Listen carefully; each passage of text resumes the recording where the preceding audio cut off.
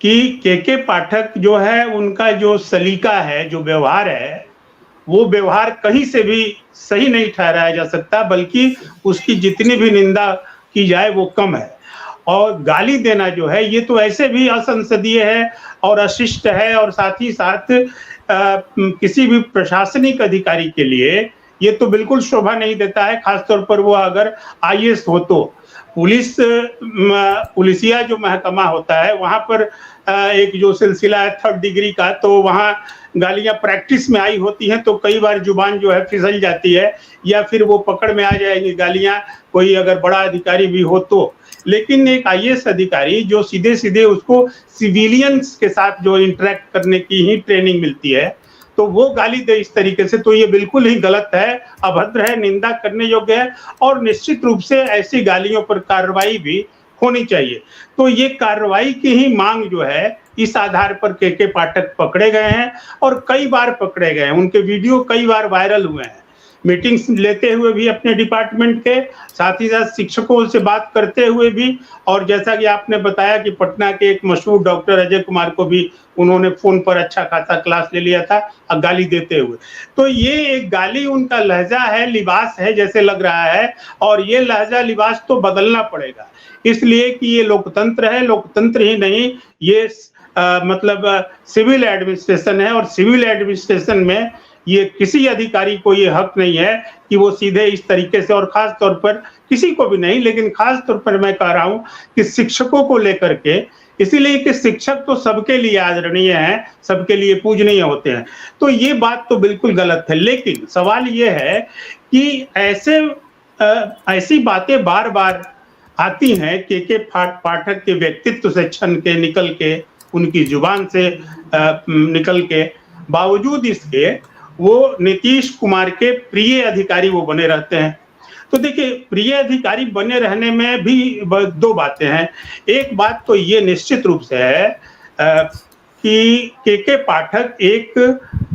ईमानदार अधिकारी के रूप में उनका नाम शुमार है। पटना में या बिहार में जो कुछ चंद ईमानदार अधिकारी कहे जाते हैं, उन अधिकारियों में के पाठक है। तो के पाठक का अभी तक तो कुछ ऐसा नहीं आया है कि पर्दे के पीछे भी कुछ उनका खेल हो या इंटरेस्ट हो, और वो शो कुछ और कर रहे हैं। तो एक ईमानदार अधिकारी है, और नीतीश जिस तौर पर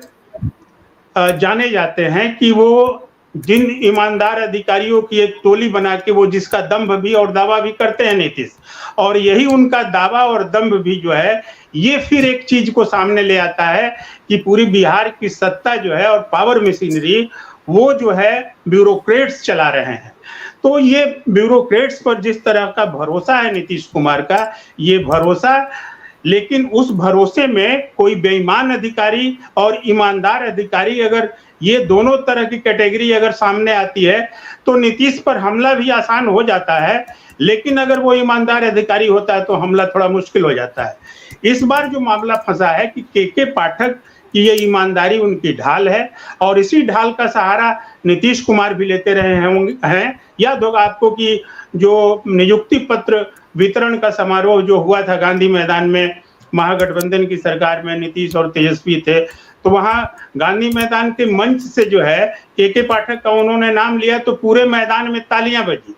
तो उन्होंने कहा कि देखिए, सब लोग कहता है बुरा, और लोग तो यहाँ ताली बजा रहे हैं। तो एक उन्होंने लोक मान्यता भी प्राप्त कर ली के पाठक को लेकर के। तो सिर्फ और सिर्फ यही वजह है कि वो कर्मठ और एक ईमानदार अधिकारी तो हैं, लेकिन उनका सलीका बहुत ही गलत है, उनका सलीका जो है अभद्र है, और अभद्र ही नहीं, एक कहें कि उसमें भी एक तानाशाह है। ये लोकतंत्र में उस तरीके का कि हमारी ही चलेगी, हमारी ही सुनो, तुम ताम गाली गलौज, ये कहीं न कहीं ये बिल्कुल बताता है कि वो अंदर से एक किसी न किसी ग्रंथि से ग्रसित हैं, और इसीलिए गुलाम गौस जैसे विधायक ने, एमएलसी ने, उन्होंने ये मांग कर दी कि इनकी मानसिक स्थिति की जांच कराई जाए। लेकिन संजीव जी, देखिए, 2 बातें हैं। मैं जो कह रहा हूँ कि इस पूरे मामले को इस रूप में देखा जाना जरूरी है कि एक तो है कि नीतीश कुमार की भी बात एक बार ऐसा लगा कि के पाठक नहीं मान रहे। इसीलिए मैंने आपको वो अपडेट दिया कटिहार का कि नीतीश कुमार सदन में जब ये बोल चुके तब भी के पाठक का ये बयान आया कि नहीं 9:30 बजे से स्कूल चलेगा। तो इस पर भी हो रहा था कि क्या नीतीश की बात भी नहीं सुनेंगे के पाठक या नहीं सुन रहे हैं, क्या इतने ज्यादा वो अंदर के तानाशाह हैं या फिर उनकी क्या मजबूरी है, या फिर कैसा कनेक्शन है कि नीतीश की बात नहीं मान रहे। तो फिर ये बात आ गई कि उन्होंने फिर सफाई दी और उन्होंने कहा कि नहीं ठीक है, कुछ चंद मिनट पहले 10-15 मिनट पहले आए शिक्षक। तो मेरा एक ये कहना है कि इस पर दो बातें इस तौर पर बनती है कि एक तो अगर नीतीश का सदन भी नहीं सुन रहा है, नीतीश के खिलाफ मुर्दाबाद के नारे लगाए जा रहे हैं के पाठक को लेकर के, और के पाठक भी कहीं ना कहीं सुनने में उन्होंने भी देर लगा दी, तो एक बात जानिए कि नेता का जब एक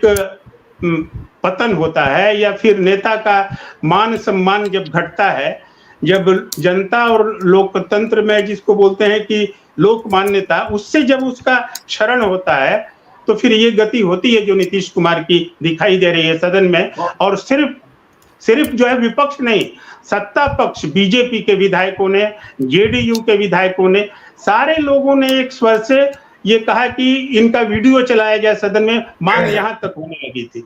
तो एक तो ये पहलू है। दूसरा पहलू ये है कि ब्यूरोक्रेसी जो है अंततः लोकतंत्र के लिए खतरनाक होती है, और उस लिहाज से के पाठक जैसे अधिकारी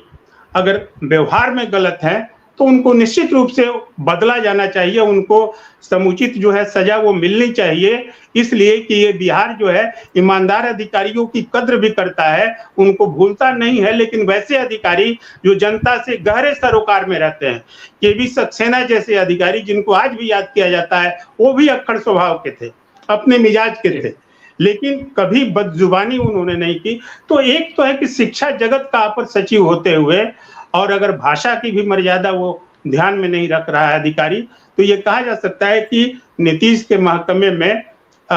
सिर्फ अधिकारियों की नहीं चलती है, बल्कि कुछ इस तरह से बदमिजाज अधिकारी भी हैं, और इसलिए ये गुस्सा रोष जनता का सामने दिखाई दे रहा है, जिसका केंद्रीय अभिव्यक्ति जो है बिहार विधानसभा के दोनों सदनों में हुआ। जी चंदन।